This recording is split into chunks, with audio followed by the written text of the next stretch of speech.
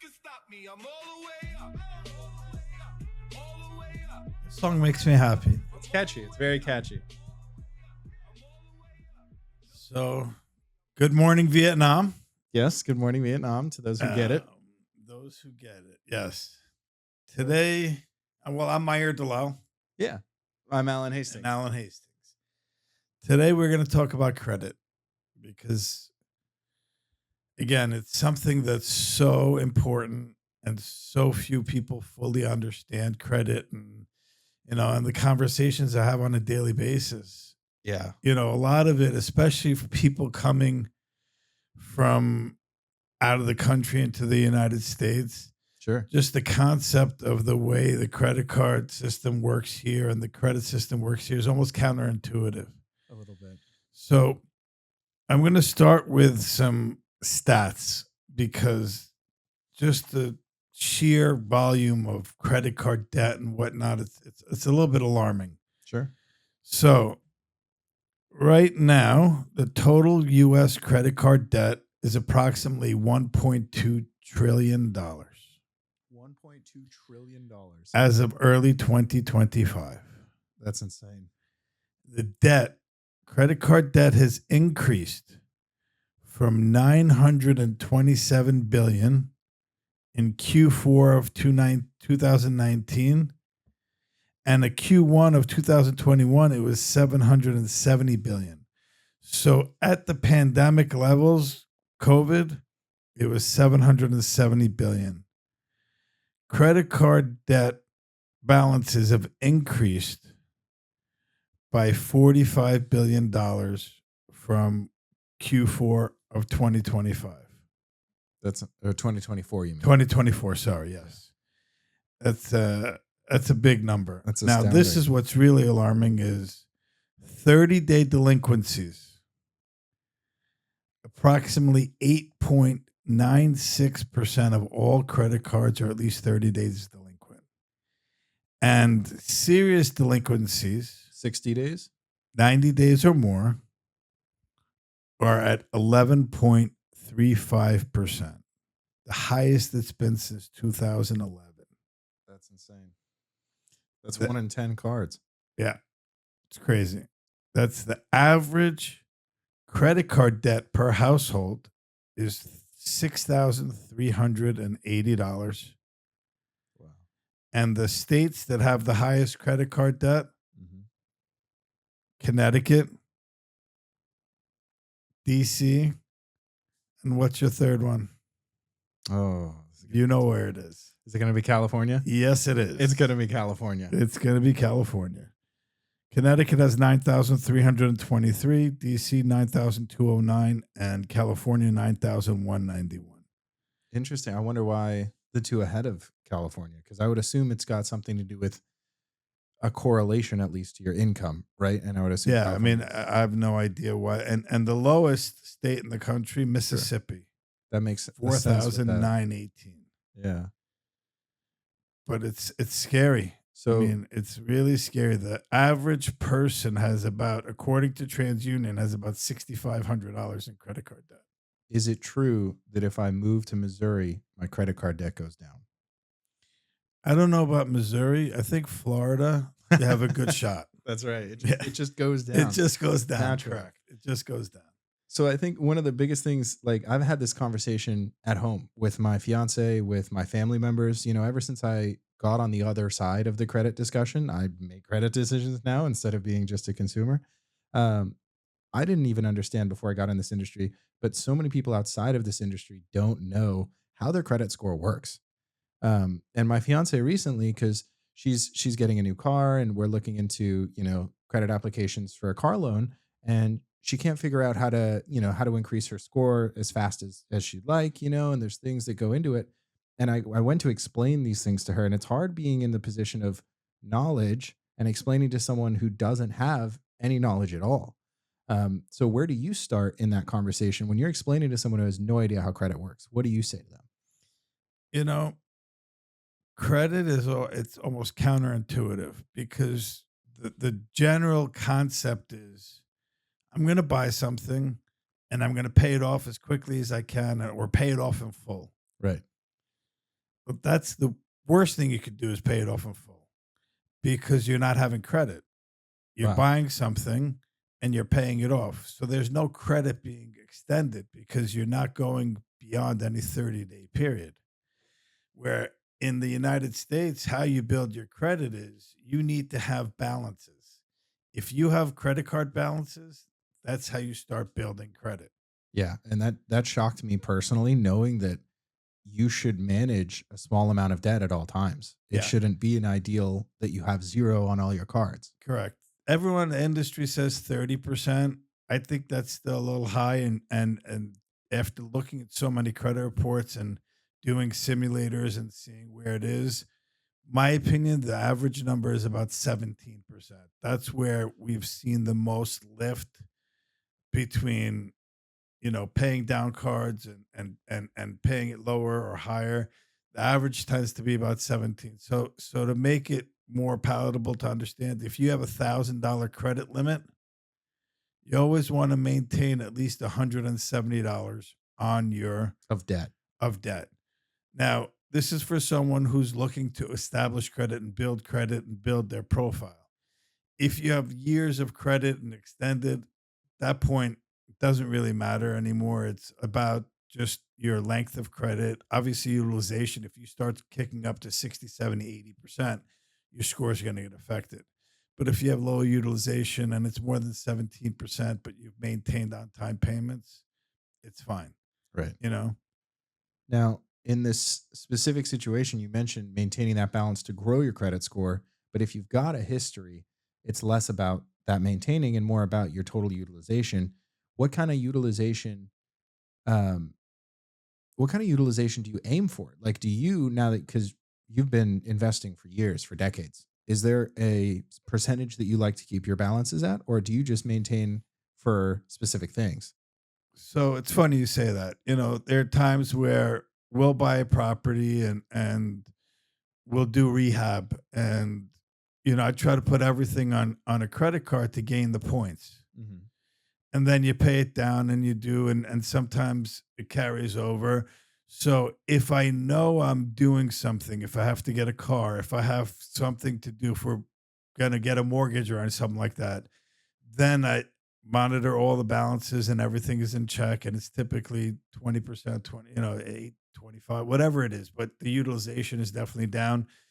But at times where I'm racking up points and doing what I need to do, it may be at 60. But the daily movement of my credit score doesn't bother me because I'm not checking it. It doesn't matter. I'm not doing anything that requires for me to, monitor it so closely. So your plan revolves around My larger, life. yes, different things that pop up. Correct. And until that moment, you just make sure you're making your payments on time and you're not maxing those cards out. Yeah. I mean, that's super important. And, some people think, oh, I'm just going to close my accounts. I'm not using them. That's the worst thing you can do. The worst thing. Never close a credit card account ever. Length of length of history is super important, but more importantly, people say, why shouldn't I close it? Well, when the bureaus look at your overall credit profile, they look at the maximum amount of available credit you have to yourself, to your profile Total. total. And the more available balance you have to you, the better, because God forbid something happens, you're going to be able to maintain. And if you have to pull credit cards, whatever, you're going to have that. Now, if you have only $20,000 in total available and your utilization is 19, well, your score is going to get affected. If you have 20,000 available and now you close a $5,000 account because you're not using it, well, now your utilization numbers vary because it's based on 15 versus 20. Yep. And, God forbid something happens, you don't have access to that much credit. You're saying if I was in $10,000 of debt and I had 20,000 available, my utilization is only 50. But if I have $10,000 of debt and I closed one of my cards, I only have 15,000 available. Suddenly my utilization is 66, 67%. Correct. Looks worse, Much worse. even though it's the same number. Correct.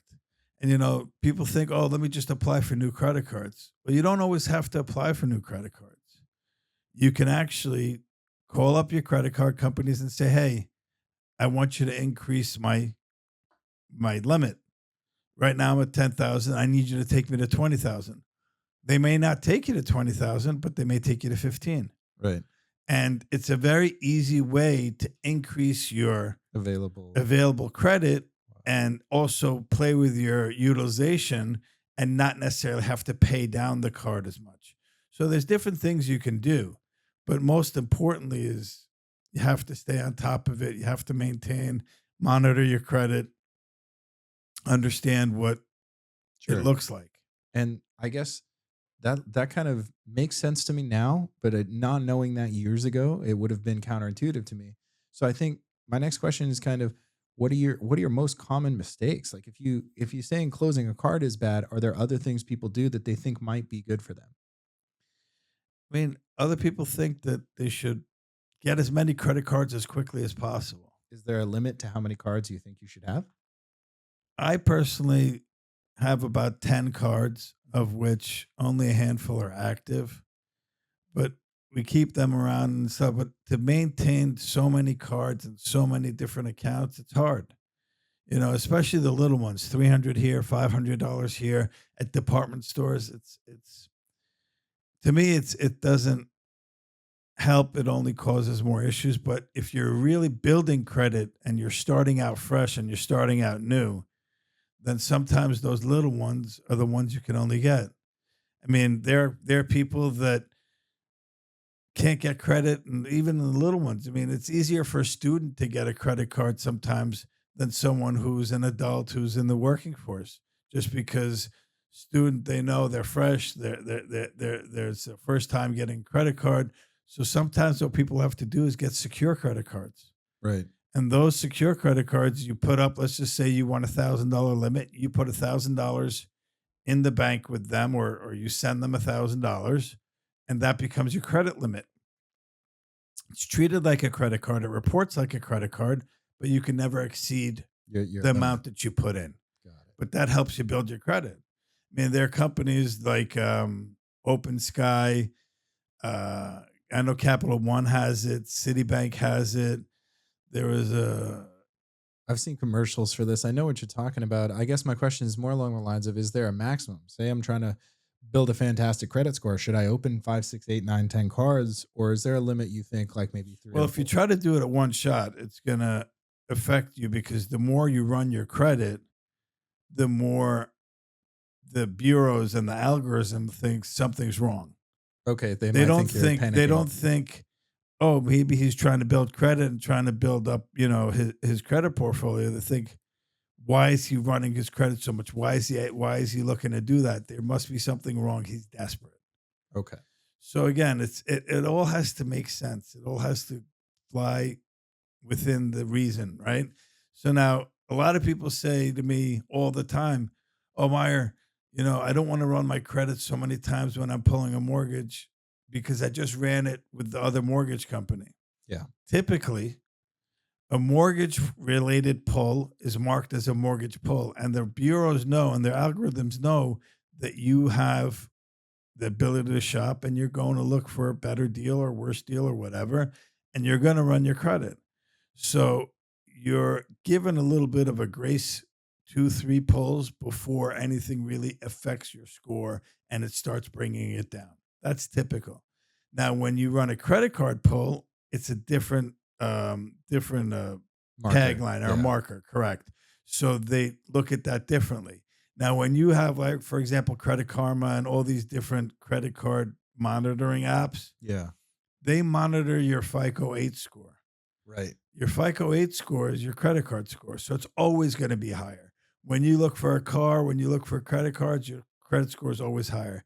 Your mortgage score is typically lower. So, question for you: you say the Credit Karma is going to show me a higher score because it's my commercial, my retail score. Correct. Why does that report higher? What does it weigh differently than a mortgage score? It doesn't reflect as much of the necessity to pay everything on a super timely manner because it's more flexible, more forgiving as to how much credit you have, how much credit you're extending, and what your balances are. It's more forgiving. It's you're not getting $20,000, $50,000 worth of credit lines up front. So these are smaller lines where they're more forgiving because ultimately these companies make money based on having people have their cards.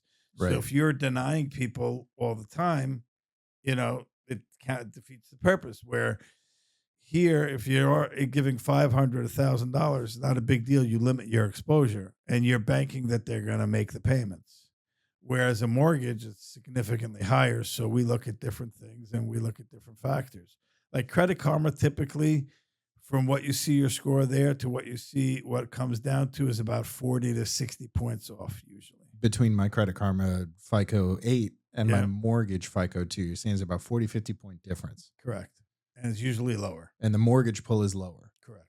I can see that making sense with the idea that mortgage payment history is so much more important, right? Like if I'm lending out $1 million, I care much more about you being late, about you having a lot of credit available, and much less about the balances on your cards. And I can see a commercial pull being like, yeah, whatever he's most likely to make his payments, we'll lend him $500 here. Yeah. That makes sense. Now, I guess following that up, because this is very, very relative to the conversation I was having at home. What are the 5 biggest things that you keep in mind when people ask you, I want to have good credit, how do I do it? 5 good things, the most important things. Number 1, I would say, is maintain your payments. On-time payments is essential. Number 2 is your credit card utilization.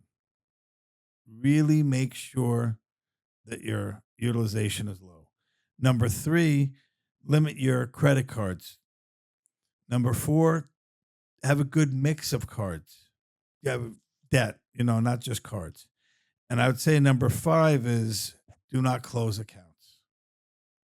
I think those are the most important things. I mean, people just don't realize closing accounts are so bad for you. And what do you mean by mix of debt? How does that factor? Mortgage, credit cards, car. It shouldn't be all credit cards. You should try to mix it up a little bit because, the more diverse your credit snapshot is, the more it looks as if you're a well-rounded person. You can maintain a home, you can maintain a car, so they look at you more favorably, where if it's just credit card debt, it's harder to, gain certain privileges. Yeah, and that's a big difference. Something that people don't know, there are 3 credit bureaus. Most people think, oh, it's Fair Isaac or FICO Score, what that is. Yeah. But you have TransUnion, you have Equifax, and you have Experian. What are the differences? They're all pretty much the same. They have a different algorithm, but like car companies, a lot of them use TransUnion. Others will use Experian. Like they'll just pull one bureau. Now it's an average. The mortgage industry uses the average of the 3 scores. So if you have a 720, 710, and a 700, it'll be 710 as the score that we qualify you on. Now, car companies will use the one bureau, Whichever they choose, they prefer. And then, other companies use different methods. But overall, you have to know what it is that they're looking at, because sometimes one bureau reports something and the other bureau doesn't. A lot of times you'll see that one bureau reports it, the other doesn't. So your score may be lower on one versus the other. Like we have cases where TransUnion, for example, is a 50, 60 point difference because they're reporting a collection account or something like that, whereas the others are not. So no 3 scores. I've never seen ever 3 scores be the same, ever. Wow. In 25 years of doing this. That's crazy. I think for the car that my fiance was applying for, they used, I think it was Equifax. I'm not 100% sure. And I could go into their website and they could give me scores, and it broke it down. And this was so frustrating. They said, here's your FICO. Here's your auto FICO. And I don't know what the difference is. Why is my auto FICO different from my FICO? Yeah, I mean, unfortunately, it's a money grab at the end of the day, because it's one is different than the other. Then you're reporting, and if people who pay for this pay for your auto score, pay for this score, pay for that score. So at the end of the day, It's all pretty much the same. And a question moving on to the different kinds of FICOs, I guess. The number one thing that impacted your score when you pull it, because I see constantly people will come in, applications for mortgages, for instance, my FICO is 760, whatever, even their mortgage score may be slightly different. One of the things that surprises people is the reporting time on these accounts can vary. And so they may think, I've just paid down on my credit cards. I'm going to get my credit pulled today and it's going to be 800. And those cards may not report until the end of the month, and their credit looks exactly the same as before they paid their cards down. So how does the reporting work? So each credit card company has a different cycle of when they report. Not everyone reports in the beginning of the month and gathers their data. Others report typically with a week within. Then you have some people who report in the middle of the month. It really depends on when your cycle finishes, because not every cycle is the first of the month. Some are the middle of the month. So it depends on what that is, will determine. So just because you pay off a card today doesn't mean it'll reflect next week when you want to pull your loan application. And a lot of times what we end up having to do is we end up having to do what's called a rapid rescore, where we run a simulator for the client and let them know, hey, if you pay down this, this, and this, your score should go up by 20, 30 points. And then they have to provide us documentation. And we go directly to our credit company who goes to the bureaus and they do it. And that's typically a 2-3 day process. So your score can effectively move 20, 30, 40 points if you do what it asks you of, and you can get it done like that, where other people think, oh, I have to wait 30, 45 days. I just paid down my credit cards. Yeah. Yeah. Which to the inverse, it works as well as it does against you as it does for you sometimes. 'Cause I know we have people with credit applications who make their credit accounts perfectly clean for an application. And then the second their application is over, it's, they got to buy furniture, they got to do things. So that's one of those things that people don't keep track of so heavily is the reporting cycle dates. Correct. And you should. And you know what? Ahead. Also, a lot of people don't understand what truly a late payment is. You mean a late payment that reports on your credit? Correct. A late payment that reports on your credit is anything that you're over 30 days late on. So if I'm due on the 1st of April and I haven't paid by the 1st of May, I get a 30-day late? Correct. But if you're due on the 1st of April and you pay on the 29th of April, you're fine. You're going to get a late fee, but you won't be reported on your credit report. So that's very important to know. When you're doing these things, if you need to stretch a little bit, it's fine. But understand you're going to have to pay the late fee. Now, if you don't pay the late fee, they can report you late on the mortgage as well, because that becomes part of your fee. So if you pay after the 15th, typically mortgages are due on the 1st and you have 15 days grace. And after the 15th, you're late. Now, if you're late on the mortgage, you should pay the late fee so you don't worry about going late on your credit.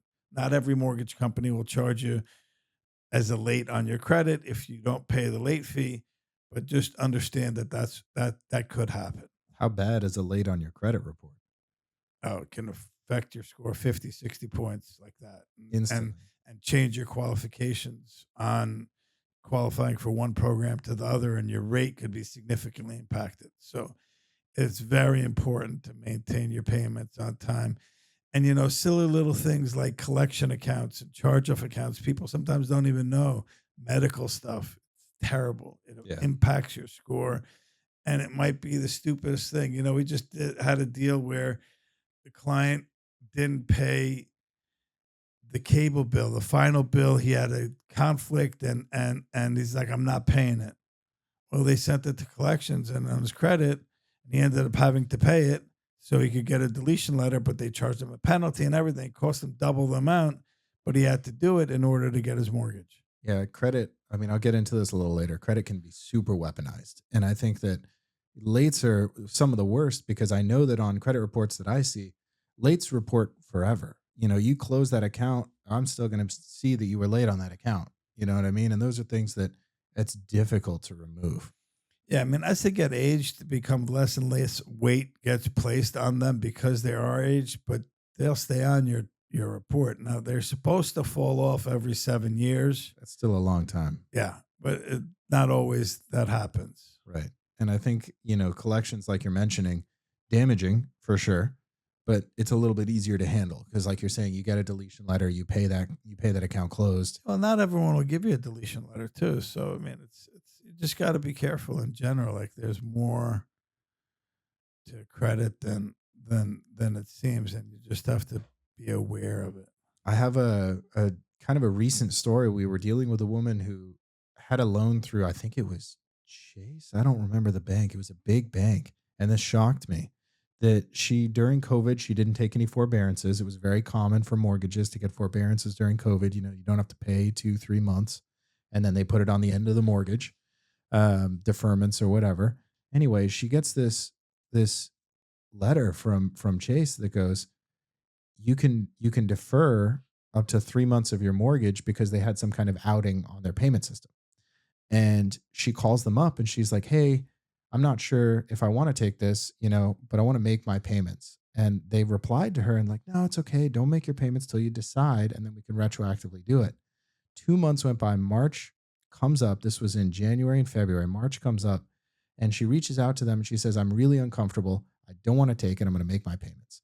And they said, oh, sure, but you've already got 2 lates. And this shocked her. And she actually had the lates. Like, go into her credit score. They promised her there would not be lates. Over the phone, she had the lates.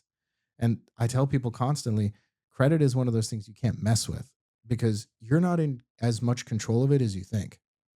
Everything you can do to be safe, you should do. But if someone or some creditor or some collections account wants to put a mark on your credit, the only thing you can do is take preventative measures and then contest it because they can do that to you. And that's terrifying to think that this woman was promised that this wouldn't happen. And now her credit score is significantly lower than it should be. And it's a process to get it removed. It's not easy. Yeah. People don't realize credit has significant impacts on your financial life, your whole life as a whole. I mean, first of all, loan approvals. Credit score gets affected, the loan approval gets messed up. Interest rates. The better your credit, the better your rate. The worse your credit, the worse your rate.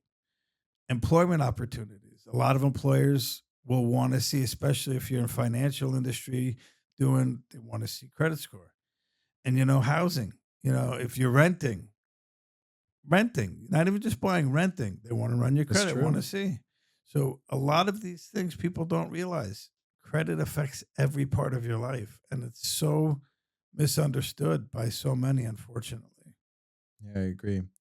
Well, I hope that, some of the things we've said have cleared it up for some people. Is there any final points you wanted to add? I'm going to wrap it up with, if you're young and just starting out, apply for credit, get a credit card or 2, understand it's not free money. You have to make the payment. It's not something where you just spend and then you'll figure it out. Don't overspend and be responsible. Utilize it to the best of your means.